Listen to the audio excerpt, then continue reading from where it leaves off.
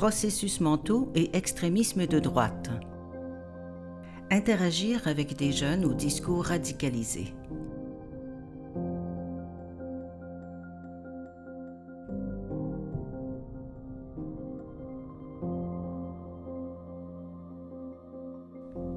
Dans cette quatrième et dernière vidéo, nous proposons un processus d'intervention en contexte éducatif qui vous permettra de mieux interagir avec des jeunes ayant un discours extrême ou radical.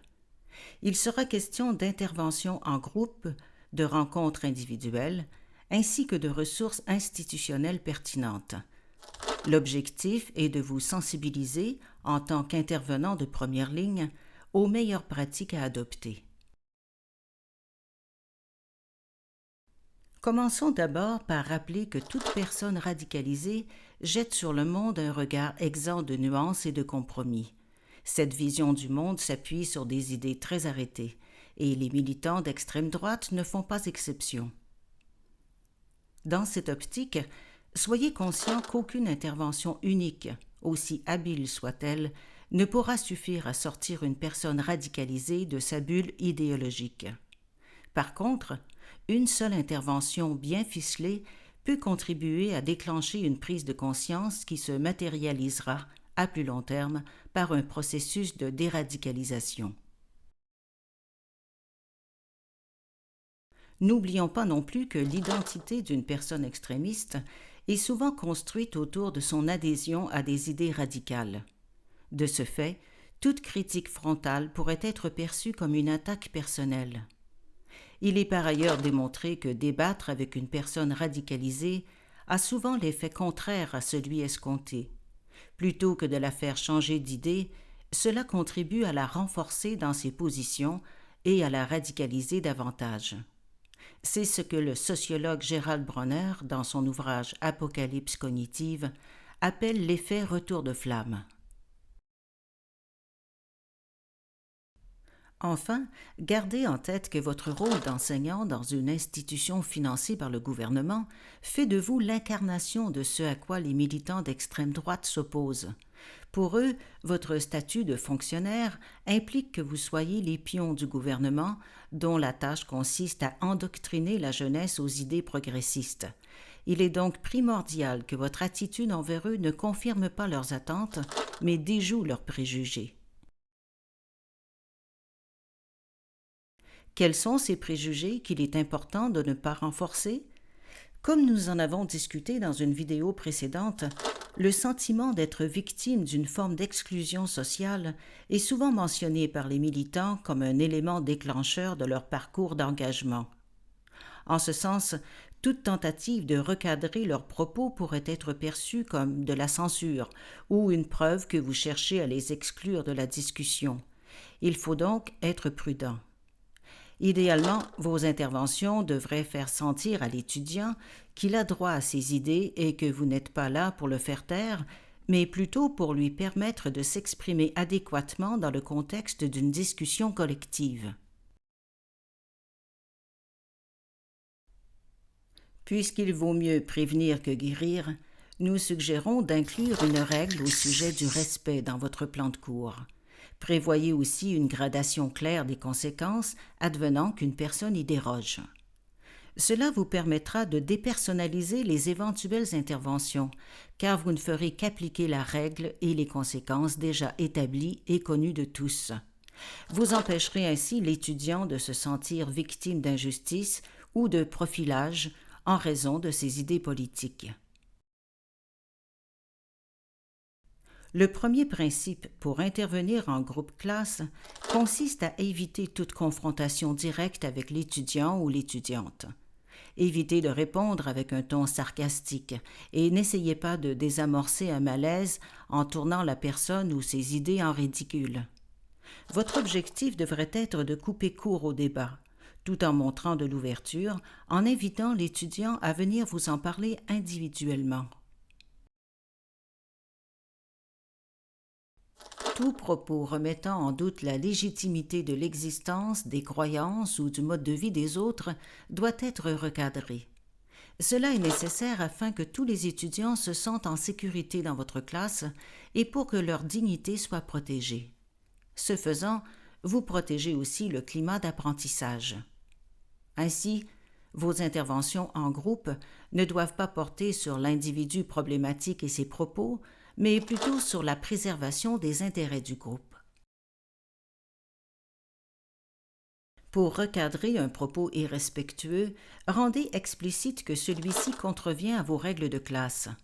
Évitez de mettre le doigt dans l'engrenage de l'argumentation, ce qui permettrait à la personne d'étayer son propos vexatoire. Plus encore, la personne pourrait entrer en confrontation avec vous et présenter des idées auxquelles vous n'êtes pas préparé à répondre. Cela pourrait vous décrédibiliser aux yeux du groupe et de l'individu radicalisé et ainsi nuire à votre relation pédagogique.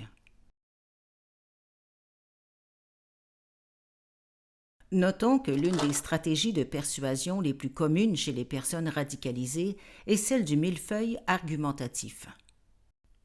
Cette stratégie consiste à présenter succinctement une grande quantité de chiffres, d'exemples ou d'allégations invérifiables.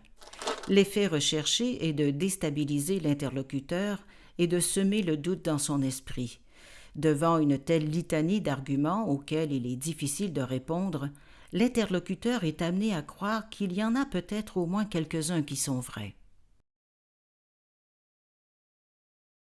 Bien qu'il y ait peu de chances que cette stratégie fonctionne sur vous, il est possible qu'elle trouve écho chez les étudiants qui seraient témoins de la confrontation en classe.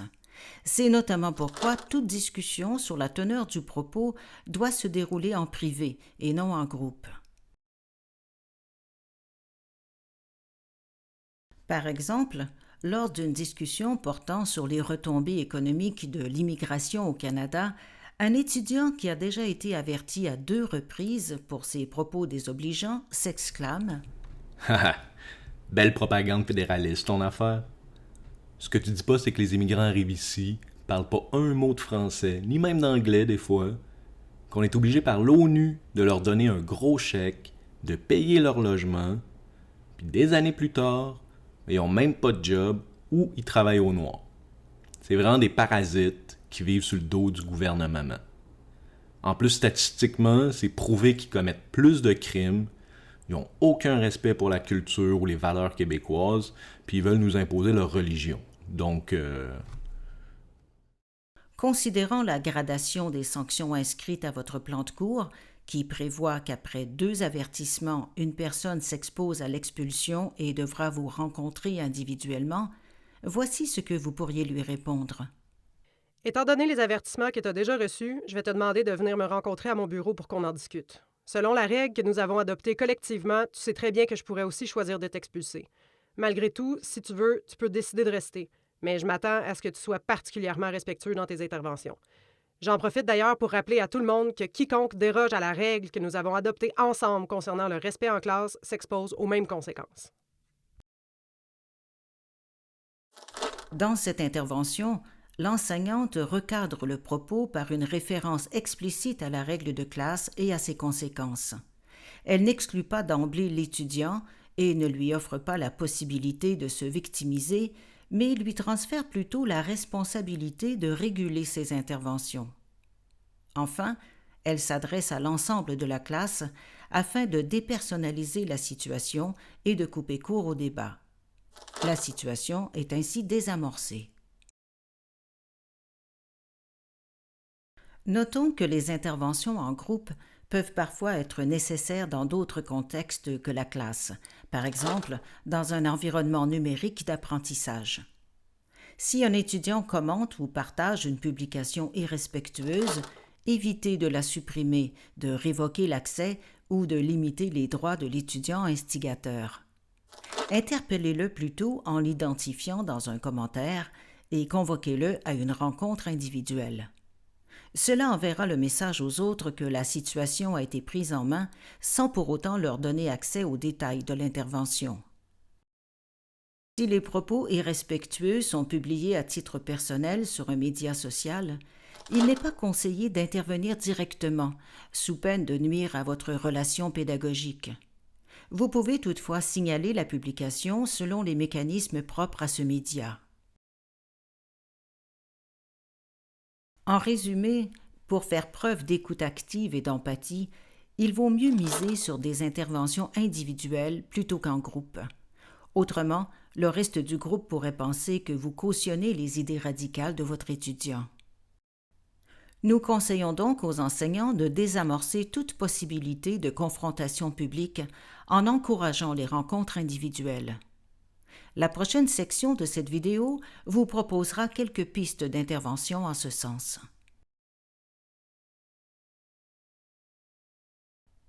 Suite à une intervention déplacée en classe, vous avez convoqué un étudiant à une rencontre individuelle. Comment mener cette discussion? Tout d'abord, posez-lui des questions sur ses interventions. Pourquoi ressent-il le besoin de s'exprimer sur ces sujets? Quelles sont les sources de sa frustration? Faites preuve d'ouverture et d'écoute active.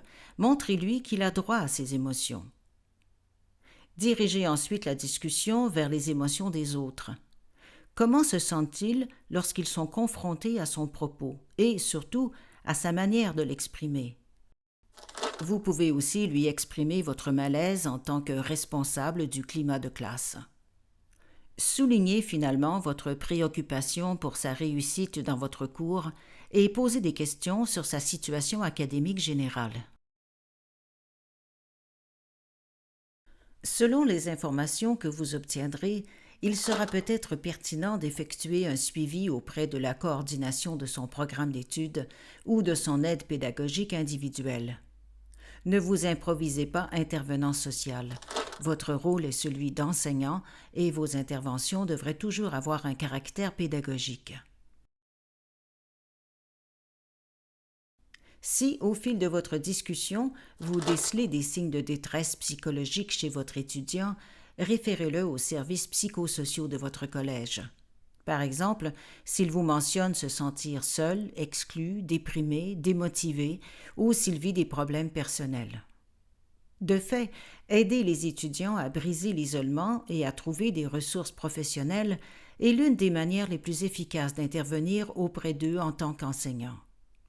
Avec son consentement et en sa présence, vous pouvez contacter les services psychosociaux de votre cégep ou du CLSC afin de l'aider à obtenir un rendez-vous. C'est souvent le premier pas qui est le plus difficile à franchir, et vous serez rassuré de constater qu'un intervenant professionnel effectuera des suivis auprès de votre étudiant. Voici une liste non exhaustive des signes plus graves qui devraient vous inciter à contacter l'aide pédagogique individuelle de votre étudiant, même en l'absence de son consentement. Il ne vient plus en classe ou à ses rendez-vous, ne répond plus à vos messages ou présente un changement drastique de comportement. Si vous craignez pour sa sécurité ou celle des autres, avisez la direction des études qui s'occupera de faire les suivis pertinents. Être confronté à la radicalisation d'un ou plusieurs étudiants, surtout si celle-ci se manifeste de manière répétée, peut être anxiogène.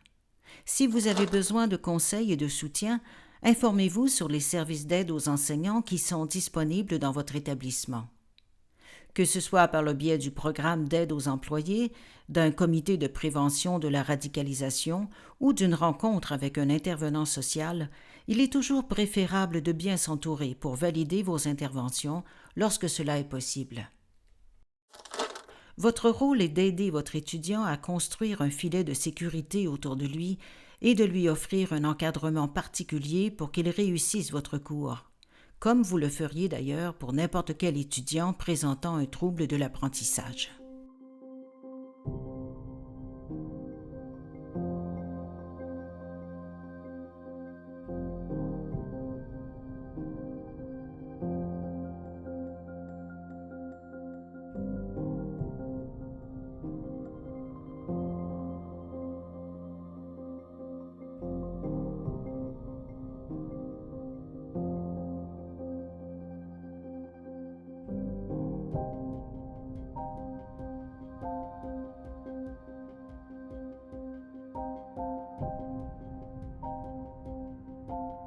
Consultez le matériel complémentaire et les exercices interactifs sur la plateforme Polaris et sur le site du Sophir.